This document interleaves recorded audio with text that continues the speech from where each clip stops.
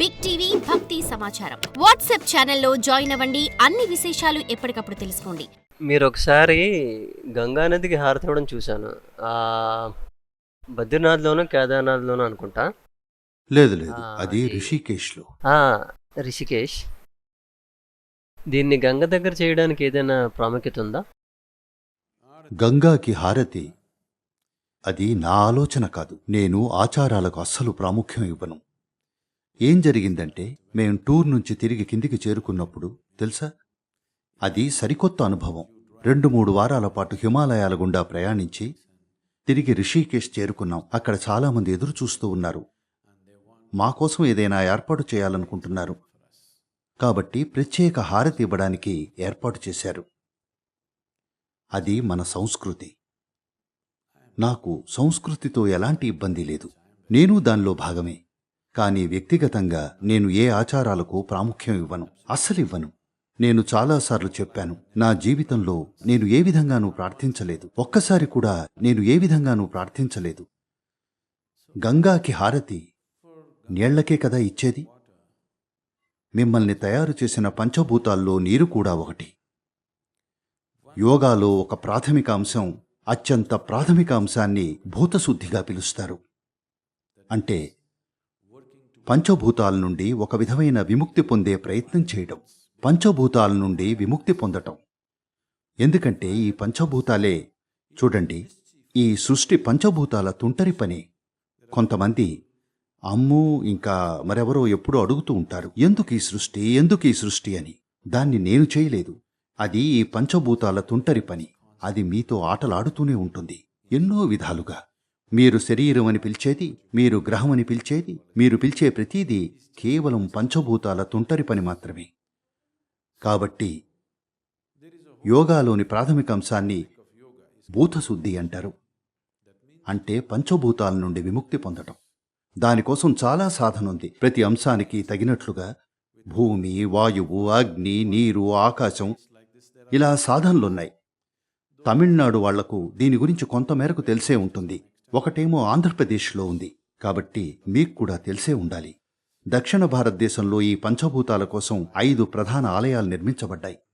మీకు తెలుసా? భూమి, వాయువు, అగ్ని, ఆకాశం, ఇంకా నీటి కోసం. వాయువు ఆంధ్రప్రదేశ్లో ఉందనుకుంటా. శ్రీశైలం కదా. కాళహస్తి, అది వాయువు కోసం. కాబట్టి పంచభూతాల కోసం ఈ ఆలయాలను నిర్మించారు. ఇవి పూజించే ఆలయాలు కాదు. ఇవి సాధన కోసం నిర్మించిన ఆలయాలు. ఇవి యోగా ఆలయాలు. కాబట్టి ఈ ఆలయాల్ని ఒక నిర్దిష్టమైన పద్ధతిలో, ఒక నిర్దిష్టమైన శక్తితో ఆ రకమైన సాధనకు తోడ్పడేలా నిర్మించబడ్డాయి. యోగులు ఈ 5 ఆలయాల గుండా ప్రయాణించి అనేకసార్లు సాధన చేస్తారు, వీటి నుండి విముక్తి పొందేందుకు. మేము కూడా ఆలోచిస్తున్నాం. నేను అలాంటి ప్రోగ్రాంని చేయాలనుకుంటున్నాను. అక్కడికి కొంతమందిని తీసుకెళ్ళి ఈ 5 ఆలయాల్లో కొంత సమయాన్ని గడిపి ఏ రకమైన అంశానికి ఆ రకమైన సాధన చేసేలా. మీరు నీటి ఆలయంలో ఉన్నప్పుడు మీలోని నీటితత్వం కోసం సాధన చేస్తారు. అగ్ని ఆలయంలో ఉన్నప్పుడు మీలోని అగ్నితత్వం కోసం సాధన చేస్తారు. ఈ అంశాలను మెరుగుపరచడం, ఇంకా వాటిపై పట్టు సాధించడం వల్ల అది ఎన్నో విధాలుగా ఒకరి ఆరోగ్యం, శ్రేయస్సు విషయంలో అద్భుతాలు తీసుకురాగలదు. ఇది ఆరోగ్యం, శ్రేయస్సు కోసం కాదు. ప్రాథమికంగా ఇది భౌతిక పరిమితుల్ని దాటి వెళ్ళడానికి. నీరు పంచభూతాల్లో ఒకటి. ఇప్పుడు మనం తినడానికి కూర్చున్నప్పుడు,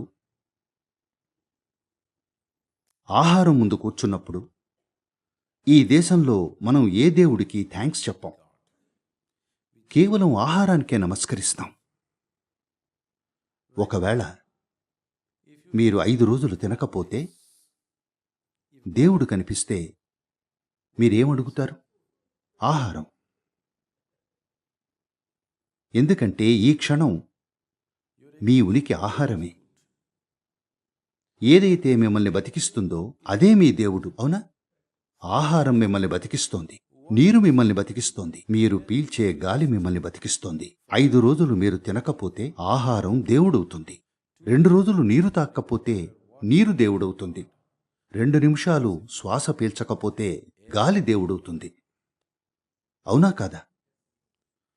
కాబట్టి మనం పంచభూతాలకు నమస్కరిస్తాం, తద్వారా అది మన కోసం బాగా పనిచేస్తాయని.